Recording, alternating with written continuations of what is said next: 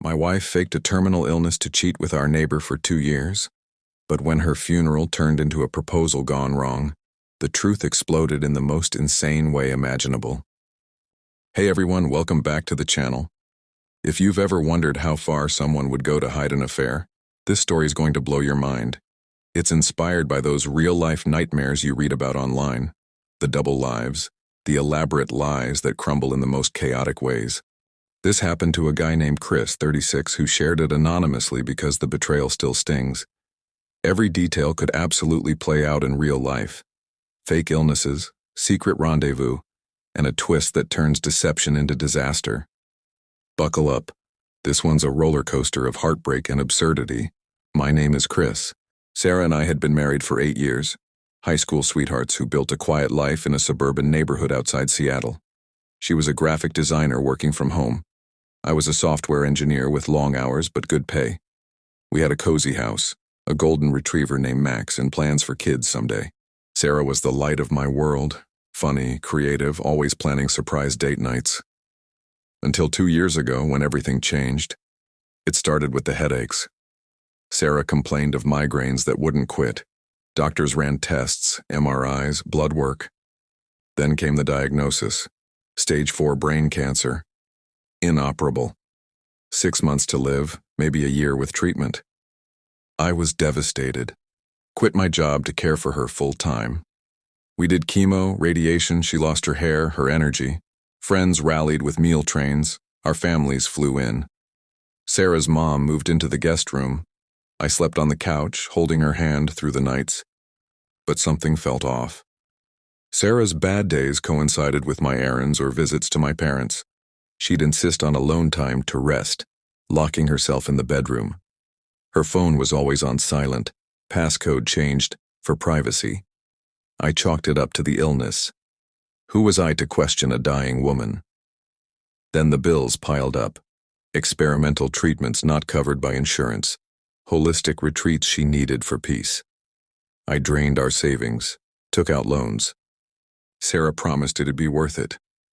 One afternoon while she was napping, her phone buzzed on the counter. A text from Dr. Ellis. "Miss you already? Same time tomorrow?" I froze. Dr. Ellis was her oncologist. But why so casual? I unlocked it with her birth date. She hadn't changed that. The messages were a gut punch. "Can't wait to feel your hands on me." That hotel was perfect, no one suspects. Photos. Sarah, healthy, laughing in lingerie, no wig, no pallor. With our neighbor, Mark. Mark was the divorced guy next door, 40, a real estate agent with a flashy car and gym bod. We'd barbecued with him, lent him tools. The affair had been going on for 2 years, started before the diagnosis. Sarah had faked the whole thing. Forged doctor's notes from online templates, shaved her head, used makeup for the sickly look. The treatments were weekends away with Mark. The money? Funneled to a joint account for their new life in Costa Rica. I scrolled in horror. They planned to stage her death, a fake funeral, then she'd disappear, collect life insurance through a proxy. Mark would sell his house, join her later. "Chris will be heartbroken but free," one message read. "He deserves better than this charade." Rage boiled, but I played it cool. Copied everything to my phone. Hired a private investigator that night. The PI confirmed Sarah and Mark met 3 times a week at a motel. No cancer. She was healthy as ever. The insanity peaked when the PI uncovered Mark's scheme. He'd embezzled from his agency to fund their escape using Sarah's design skills for fake IDs. I confronted her that weekend. Waited until Mark was over. She'd said she was meeting a support group. I burst into the motel room with printed messages. Sarah screamed. Mark bolted half naked. "It's not what it looks like," she cried. Classic. But the real madness unfolded at the funeral. Sarah had pushed the plan forward, faking a rapid decline. We held a memorial service, closed casket, cremated, per her wishes. Family flew in. I played the grieving widower.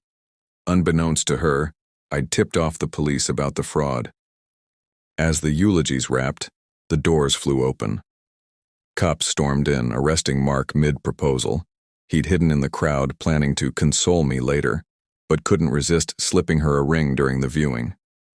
Turns out Sarah was there too, disguised in the back row, wig and all, to watch her own funeral for the thrill.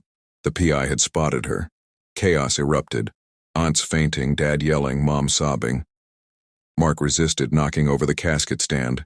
It crashed open, empty, of course. Sarah bolted but tripped on her dress, face planting into the aisle. Handcuffs clicked as she wailed, "I did it for us." The trial was a circus. Sarah got 3 years for fraud and embezzlement. The life insurance scam alone was felony level. Mark got 5. His agency pressed charges. I divorced her from prison, kept the house, sold Mark's place next door after it foreclosed. The money repaid my loans, with extra for therapy. 2 years later, I'm remarried to a wonderful woman who actually values honesty. Max the dog is still my best bud. Sarah writes letters begging forgiveness. I don't reply. The insane part? She still claims it was true love with Mark, that the fake cancer was just a way out. Out of what? A good life she threw away. If you've survived a betrayal this wild or know someone who has, you're stronger than you know. Sometimes the truth crashes in like an empty casket, loud, messy, but freeing. Drop your own cheating horror stories in the comments. The crazier, the better. I read everyone. If this left you speechless, smash that like button, subscribe for more real-life insanity, and turn on notifications. Thanks for watching. Stay vigilant out there. Love shouldn't come with a script.